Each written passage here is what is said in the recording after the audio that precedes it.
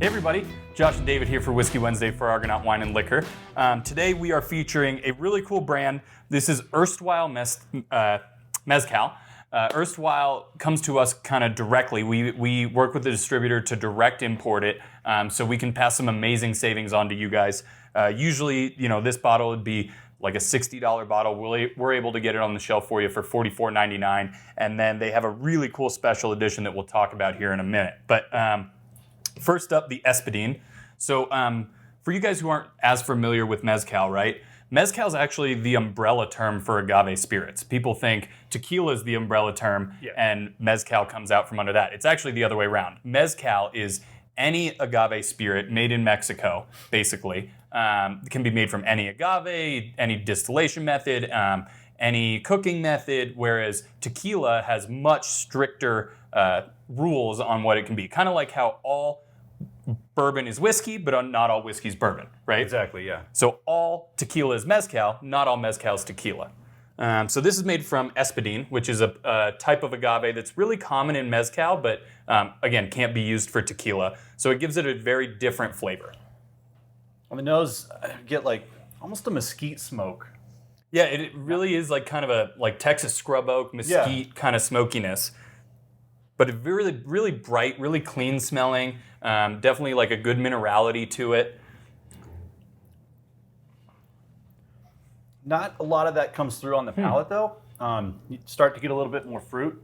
Yeah, it's really easy to drink. This is a great entry-level mezcal as right. well. Yeah, people think all mezcals are super smoky, right? And that actually has to do with how they cook the agaves.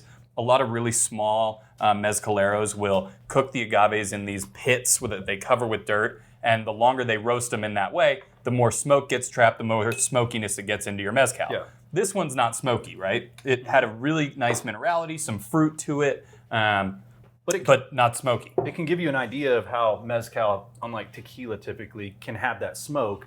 So that's why I say it's a good entry level. It's not going to be like a Vita or something that's going to punch you in the face. Punch you in the face smoky. No, not at all. So weird. I haven't been on so long, I don't know what to do with my hands. And then Erstwhile, some really cool things they do. They come out with these really fun special editions. So this one, it's a long title, but this is Thanksgiving Turkey Mole Negro Pechuga. It's a spirit distilled from agave, turkey, cranberry, sweet potato, mole negro, basil, bay leaf, cilantro, cinnamon, clove, oregano, rosemary, and thyme. Right? A lot going on there. I mean, is there anything else they could add in there just for fun? Just for fun. But what's kind of cool is pechugas. The way they make them is, it just started originally in mezcal. You would hang like a turkey breast, like pechuga is turkey. You'd hang a turkey breast over the distilling spirit, and the vapors would pull some of the oils, some of the fats out of the meat, and let it drip back down into the spirit. That's why, these guys obviously are not vegan. Well, and I've had chicken, I've had snake, rattlesnake pechugas. So they do this with a lot of other things other than turkey, but it's kind of a fun process. And, obviously it cooks most of it out. It's just the oils that drop down. Right, it's oils, a little bit of flavor. Yeah. But in Mexico, it's generally used for like special occasions, like special batches are really what pechugas are used for. But they're really fun, and it's kind of like how the process where vodka becomes gin, right? Yeah. You take the juniper berries, you take your other botanicals, you hang it in a basket as the vapors are moving through the still, and that's what picks up that juniper flavor. So similar idea here with a pechuga. Shocker, there's a lot going on the nose here. Not really any smoke at all. There's smoke. A lot of overripe fruit. Overripe fruit. I get a lot of the bay leaves, the kind of herbs that it said were in there.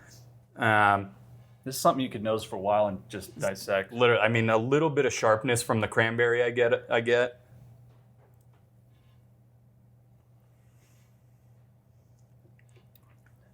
Oh man. That's delicious. That's really good. They did a good job on this one. It's I don't know if it's from the pechuga, but it definitely has an oily mouthfeel to it. It's very easy to drink. Yeah, you get a lot of that herbaceousness. You get a little bit of spice from the cinnamon. It's not like I thought when it said mole, you get more chocolate. I don't really get any chocolate, but more like stewed fruits. A brightness to it that's really nice and super clean, really nice finish. Yeah, like get some orange on there as well. Yeah. I don't know if that's in there, but Citrus, definitely a little bit of citrus. Well, all right. What else we got going on, Josh? Yeah, we got a bunch. So obviously, both of these get you entries into our lottery for the bottle of William LaRue Weller. And speaking of whiskey, we have the whiskey wheel coming up, right? That's the Saturday before Father's Day, from starting at 10 a.m. until we run out. And we're doing something really cool this year. We're doing a little promotion. As you guys know, the line can get really, really long. So we're going to give one lucky person an opportunity to jump to the front. So what you do, how you do that is if you sign up for our wine club between now and June 7th, all the people who sign up will be entered into a lottery. We'll select one winner. That person will win a golden ticket. We've got it printed up. It's kind of fun looking, an actual cardstock golden ticket. You'll get to come right at 10 a.m. right before we get started, jump up to the front of the line. And then you can go get in the back of the line too, because if you make it all the way through, then you could spin the wheel a couple times. Yeah, we always allow people to get back in line, as supplies last. So and just no extra tasting. Right, one tasting, that's it. Yeah. But it's for a good cause. We are doing $10 to charity for each bottle sold. So we obviously want to sell as many bottles as possible. So if you don't get what you want on your first spin, hop back in line, give it another shot. And then also this Friday, High Noon is bringing out the Hip Pops ice cream truck. So it's like these cool kind popsicles. Of tough to say. Yeah, Hip Pops. So that starts at 3 o'clock, goes till 5. And then, I think that's about it. Yeah, and then also, guys, we're starting a really cool promotion June 8th. We're going to be starting every Saturday at 3 o'clock. We're going to have a different beer company here every Saturday, handing out free cans of beer. Obviously, don't drink them in the store, please, but take them home, get to try, a new beer. They'll be focusing on new releases, things they want sampled, so you'll be able to take a can home. I think they called it the Summer Cancert Series. Yeah, Summer Cancert Series. So tons of great stuff going on at Argonaut. We can't wait to have you guys for the Whiskey Wheel. Come try some awesome mezcals. Come on down, give them a shot. Cheers.